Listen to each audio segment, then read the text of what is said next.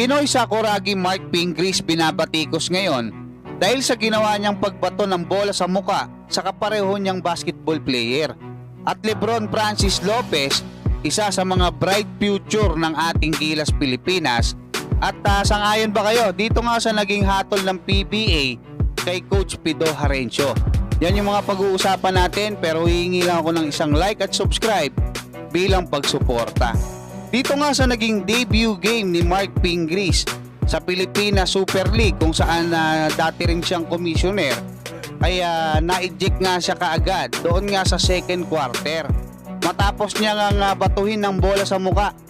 Ito nga si Ichi Altamirano, mga kabasketball, ang matindi dyan ay doon sa naging panayam sa kanya ay sinabi niya na kumbaga parang ginising niya lang yung kanyang kupunan, at nanalo nga sila, mga kabasketball, 64 to 48. Yun nga lang, binabatikos ngayon ng mga netizen etong si Mark Pingris, kasi nga imbes na mag-sorry or sabihin niya na kumbaga parang na high blood siya or hindi niya alam kung bakit niya nagawa yon, di ba?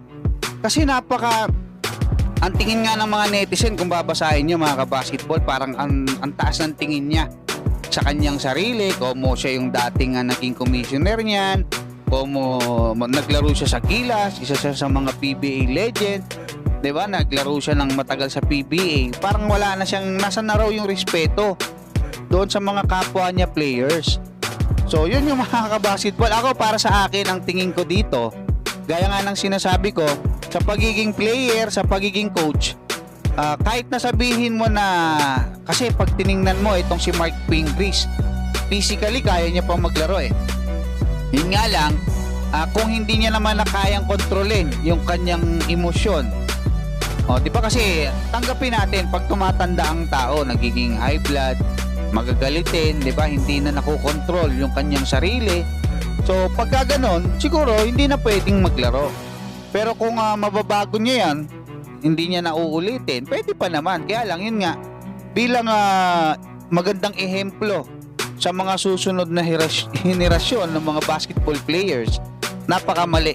Dito naman sa naging hatol na inilabas ng PBA kay Coach Pido Harencio, ay pinatawan nga siya ng fine, 20,000 para nga dyan sa great threat na nangyari kontra nga dyan sa import, na kay Thomas Robinson.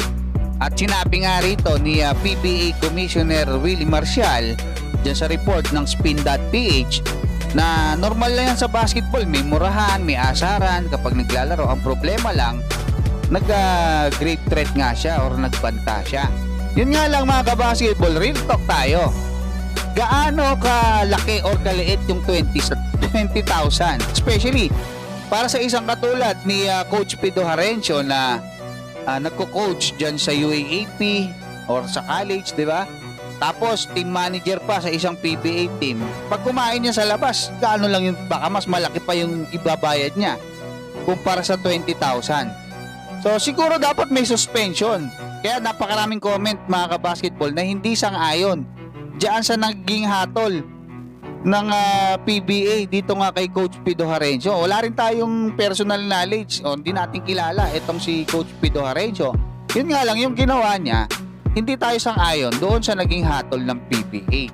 Patungkol naman dito sa naging laban ng UP Fighting Maroon saka ng De La Salle University Green Archers, ay tinambakan ng isang buwan ng UP etong Lasal, 97 to 67, mga kabasketball. Isang buwan niya, 30 points.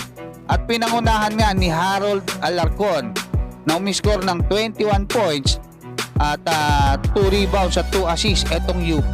At sinundan yan netong ang si Francis Lopez na merong 15 points at 11 rebounds. Imagine yun.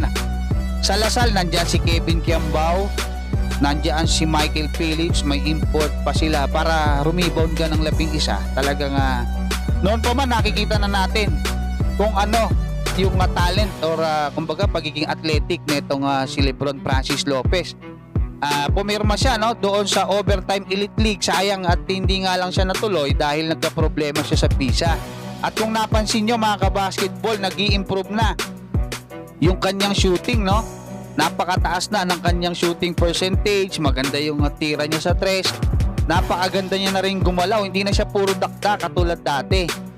'Di ba? Yun yung napakaganda. At ito, gaya ng sinasabi ko, gaya nila Kai Soto, nila AJ Edu, yan yung mga future talaga ng ating Gilas Pilipinas na magpapalakas sa ating national team pagdating ng hinaharap. Kailangan lang talaga ng magandang coach, ng magaling na coach, ng magaling na program director na hindi papakialaman, napapabayaan sila na kumbaga imolde itong ating mga kabataan. Kasi dyan sa UAAP, sa NCAA, napakarami nating magagaling na players, kaya nga ini-import ng P-League saka ng KBL di ba? Kailangan lang natin ng magandang programa para sa ating national team. Hanggang dyan lang muna mga kabasketball. Maraming salamat at God bless sa inyong lahat.